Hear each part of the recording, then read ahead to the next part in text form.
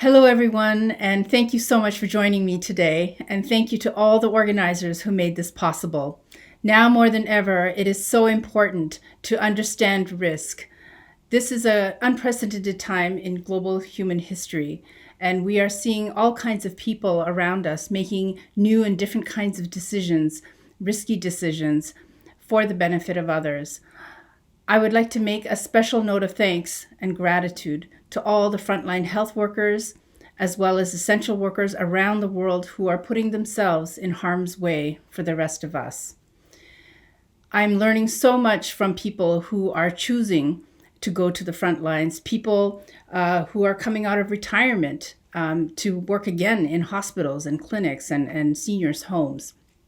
This is deeply inspiring and really makes me take pause to reflect on the whole idea of how to understand our decisions around risk. I think generally there is a tendency when thinking about risk calculation to focus on what could be lost, coming from a zero-sum standpoint. But I would like to flip that equation and talk about what can be gained in terms of human empathy and compassion. To talk about this different understanding of risk, I would like to take you all with me to Tibet, to my family's homeland. This is the Tibetan Plateau, which is a truly unique environment, a beautiful place in the world, with an average elevation of about 14,000 feet or 4,200 meters. We have lush green meadows, as well as the world's highest mountains, as well as alpine forests. It is a very remote, rural part of Tibet. About 5,000 people, mostly subsistence farmers as well as pastoralists. This is my mother, Losang Rabgey, and my father, Pancho Rabgey. They were both born and raised in Tibet and later became refugees in India and then moved to Canada to raise my sister and I. With very few options before them, they became factory workers and spent decades working at different kinds of jobs to support us. In 1987, my parents had the opportunity to travel back to Tibet for the first time in decades, and they decided to take us with them. And that completely changed our lives. My sister and I, for the first time ever, met our first cousins in Tibet. And in my culture, your first cousin is as close as your siblings. So we were thrilled to meet them, but very soon realized that while my sister and I were soon headed to college, our cousins in Tibet had no opportunity for formal education. They were functionally illiterate, while also being incredibly bright and incredibly curious about the rest of the world. My sister and I realized right there and then that not only were we fundamentally the same people, but that we were also no more deserving and no brighter than our cousins inside Tibet. And we could extrapolate from there to the rest of rural Tibet, to the rest of the world, and realize the incredible global disparity of opportunity. This left a very deep impression on us that has, continues till today and has driven much of our decision making over the years. So we were too young at the time, obviously, to do much about it, as we were still in high school. But the opportunity arose years later in 1998 when my parents realized there was an open window to possibly make an impact.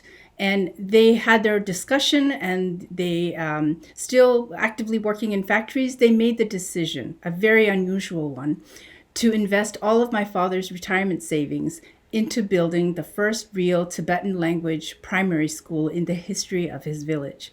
This is what passed as a real school prior to our intervention, and it had about 20 students in a 2-room edifice with very low educational outcomes. But with my parents' very unusual risk calculation, very unusual decision based on compassion for children on the other side of the planet, over time we were able to create this school, which now has 850 students boarding full-time, learning Tibetan, Chinese, English, and math, sciences, and so on, all through our own mother tongue. This school, which now has 850 students boarding full-time learning 3 languages, has become a regional model for rural education in an area with about 900,000 Tibetans.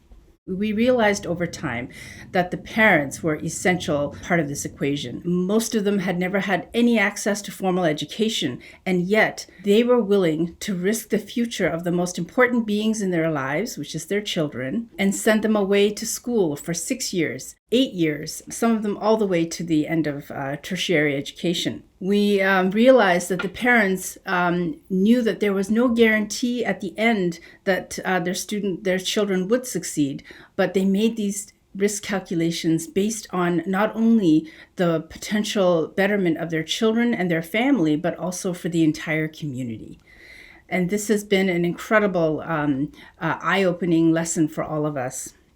Because of these parents' incredible sacrifice and willingness to take a risk on the future of the community, dozens and dozens of these Chungba students have not only completed primary school, middle school, high school, many of them have also graduated university, becoming doctors, teachers, lawyers, graphic designers, and so on. And while we are proud of each and every one of them, we are most thrilled that a number of these students have become teachers, and many of them have actively sought to return to the village, to be of service once again. They themselves experienced the magic of education, the impact of people all around them, making new kinds of risk calculations. Needless to say, my parents' decision deeply inspired both my sister and I, and we decided to fully commit and created the nonprofit that we run today called Machik, with the mission to grow a global community committed to a stronger future for Tibet. Another story of risk calculation based on empathy that I wish to share with you is about my sister, Dr. Losang Rabgey, who is the first ever Tibetan Rhodes Scholar, has 2 law degrees from Oxford and Cambridge, and also a doctorate degree from Harvard. I mention all of this because it would have been quite easy for her to pursue a conventionally successful career. And instead, she inspires me every day with her commitment to do something completely new with no guarantee of success. And she does it out of a deep well of empathy and compassion. Among many other programs and projects that she has accomplished over the years and continues to work on, she is a mentor to hundreds of young people, both inside and outside Tibet. And here she is with a young student named Chimilamo, who was in the very first class of Chungba students in 2002. And Chimilamo, with all the guidance and mentorship and support from Machik and the Machik community, has now become a lawyer, achieving a Bachelor of Law degree as well as a Master of Law degree, just like my sister. In one generation, we have been able to go full circle. So with all that we have learned about what comes out of empathy-based decision-making, we are most excited by the fact that empathy breeds empathy. When the situation in Tibet became very difficult to work in because of all the many uncertainties that we face all the time, we had a choice in front of us to fold up or to pivot. And we made the decision to pivot and to grow the community and expand our work, not only working inside Tibet, but to also share the work more broadly. Machik over time became a brand new kind of bridge between Tibetans inside and outside Tibet, and also among Tibetans inside and outside and the global community. And in order to do this, we created a brand new program many years ago called Machik Weekend. And Machik Weekend began in Washington, D.C. in our office with only 30 people. And now it has become a gathering for hundreds of people coming to New York City every year to talk about the future of Tibet. This year, however, with the pandemic, we faced yet another choice, whether to forego the event or to pivot once again. And we, of course, made the decision to pivot and created the virtual Machik Fest. To our great joy, we learned that there is an even greater global community that is willing to join this new conversation for Tibet. This year, we saw well over 500 people gather from 5 different continents around the world to listen to each other more deeply, to try and understand each other's perspectives more thoroughly, and to figure out ways to take action for each other. I think back now on the initial decision by my parents, 2 working class immigrants to Canada, to invest what would have been a significant part of their retirement together for the sake of education for children on the other side of the world. My parents live very simple lives, and they are currently experiencing the consequence of that initial decision as they need to live very simple lives. But I see in them every day a deep sense of fulfillment, a deep sense of joy, and I think even greater than joy, I would say tranquility. And that in their 70s and 80s now, it is so beautiful to see them feeling this kind of deep sense of tranquility and meaning in their lives based on this initial decision, not just because of what they did, but because what it has fostered all the way to this moment. And on that note, I will share with you that I truly believe now more than ever, we need to understand and imagine and dare to think of risk in new ways, to place empathy and compassion for each other, for this planet, at the very center of the risk calculation. Thank you all so much.